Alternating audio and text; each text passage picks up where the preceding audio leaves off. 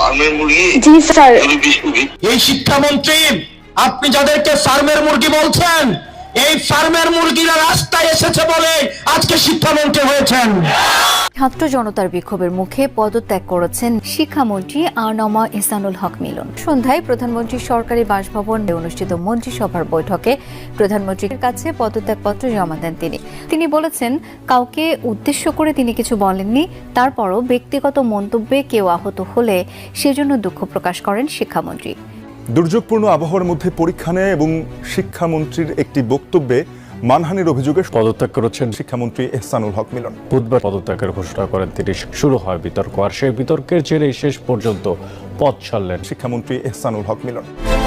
নকলের বিরুদ্ধে যুদ্ধ ঘোষণা করে একসময় যিনি বনে গিয়েছিলেন দেশের শিক্ষা খাতের অ্যাকশন হিরো, আজ তিনি সাধারণ শিক্ষার্থীদের চোখে সবচেয়ে বড় ভিলেন। প্রবল বন্যা আর কোমর পানির দুর্যোগেও এইচএসসি পরীক্ষা চালু রাখার সিদ্ধান্ত এবং পরীক্ষার্থীদের নিয়ে আপত্তিকর মন্তব্যের জেরে শিক্ষামন্ত্রী আ.ন.ম এহসানুল হক মিলনের পদত্যাগের দাবিতে মাঠে নেমেছে শিক্ষার্থীরা। শিক্ষামন্ত্রীর পদত্যাগ, বৈরী আবহাওয়ায় চলমান এইচএসসি ও সমমানের পরীক্ষা স্থগিত সহ 3 দফা দাবিতে রাজধানী সহ সারা দেশে বিক্ষোভ করেছেন শিক্ষার্থীরা।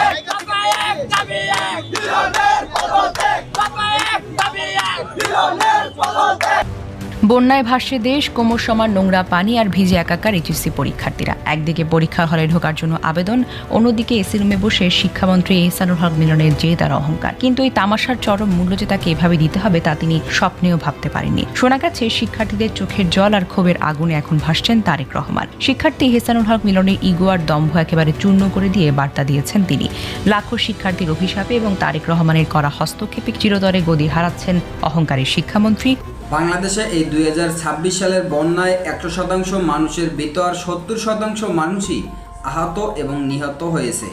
এমনকি বর্তমানেও হাজার হাজার সাধারণ জনগণের ঘর বাড়ি ছাড়া হয়ে তারা আশ্রয় কেন্দ্রে গিয়ে আশ্রয় নিয়েছে। এখন এই ভয়াবহ পরিস্থিতির ভিতরেও ছাত্রদের পরীক্ষা নেওয়া এক ধরনের অন্যায় ও শিক্ষামন্ত্রীর সবথেকে বড় ভুল। এবং ইতিমধ্যেই আপনারা দেখেছেন যে শিক্ষামন্ত্রী ছাত্রদেরকে ব্রয়লার মুরগি বলে কটূক্তি করেছে। এখন বাংলাদেশের সাধারণ জনগণ ঠিক যেইভাবে এই শিক্ষামন্ত্রী ও অন্যান্য নেতাকর্মীদেরকে যেরকম ক্ষমতায় বসিয়েছে, ঠিক একইভাবে আবার শিক্ষামন্ত্রী এবং অন্যান্য নেতাকর্মীদের পাও টেনে নামাতে পারবে এদেশের সাধারণ জনগণ। যেই কারণেই ইতিমধ্যেই বাংলাদেশের সর্বস্তরের ছাত্র জনগণ রাজপথে ঝাঁপিয়ে পড়েছে এবং তাদের দাবি হচ্ছে, সর্বস্তরের জনগণের দাবি একটাই, শিক্ষামন্ত্রীর পদত্যাগ চাই। যেই কারণেই প্রধানমন্ত্রী তারেক রহমানের নির্দেশেই এই শিক্ষামন্ত্রী মিলন সে পদত্যাগ করতে চলেছে। দর্শক, সেই বিষয়ে দেখেছেন ভিডিও শুরুতে কিছু শিরোনাম, এবার দেখবেন সম্পূর্ণ ভিডিও জুড়ে বিস্তারিত।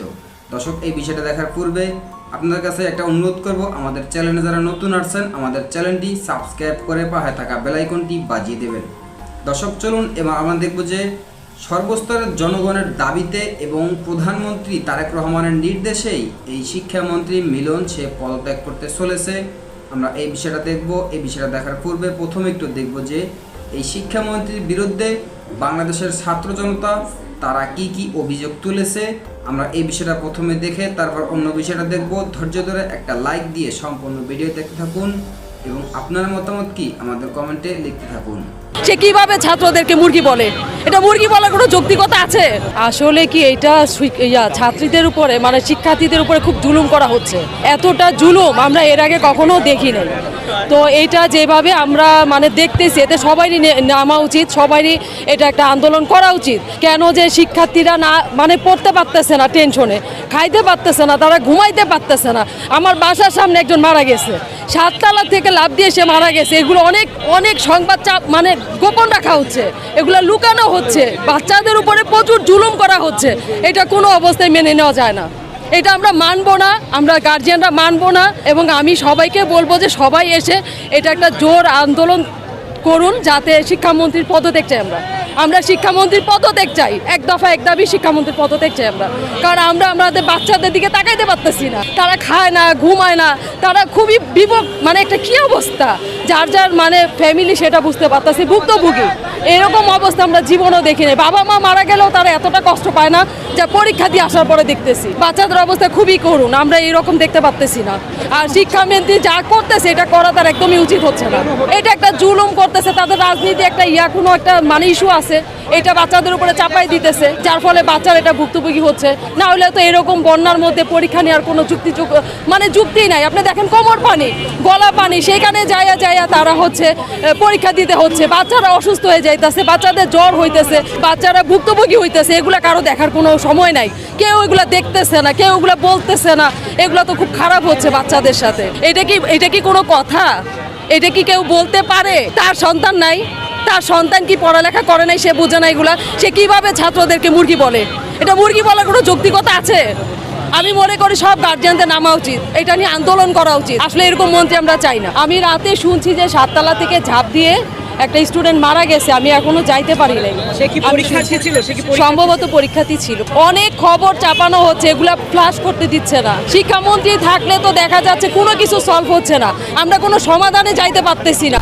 বাচ্চারা পরীক্ষা দিবে কি, পরীক্ষার টেনশনে পরীক্ষা দিতে পারতেছে না, এটা তো কোনো কথা হইতে পারে না, তাই না? বাচ্চারা সুস্থ থাকবে, সুন্দর মতো পরীক্ষা দিবে। আমরাও তো পড়ালেখা করছি, আমরা আনন্দের সাথে পরীক্ষা দিছি, আর বাচ্চারা এখন টেনশন ফিল করতেছে, বাচ্চারা পরীক্ষা দিতে ভয় পাইতেছে, তারা কষ্ট পাইতেছে। এগুলো নিয়ে তো পরীক্ষা চলে না। ভয় পাচ্ছে যে তারা যেগুলো পড়ালেখা করতেছে সেগুলোর মধ্যে তারা কমন পাচ্ছে না। আমি বলতেছি পড়তে বসো, বলে পড়ে কি করব, পড়ে তো কমন পাচ্ছি না। হ্যাঁ, সিলেবাসের বাইরে থেকে তারা উল্টাপাল্টা প্রশ্ন করতেছে, বাচ্চাদেরকে হ্যারাস করতেছে, ফেল করাই দিতে চাইতেছে।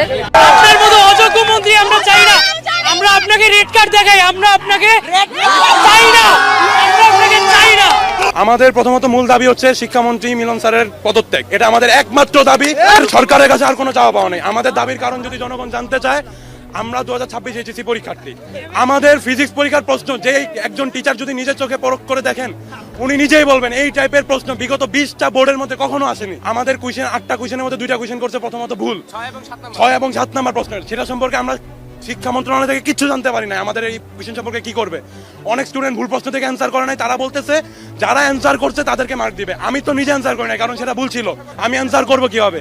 তারপর দেশের যে পরিস্থিতি, বন্যাকালীন পরিস্থিতি, আমরা দেখছি কুমিল্লা দেবিদ্বারে মেয়েরা কোমর সমান পানি থেকে পরীক্ষা দিচ্ছে। তাদের জীবনের নিরাপত্তা কি মিলন স্যার নিবে?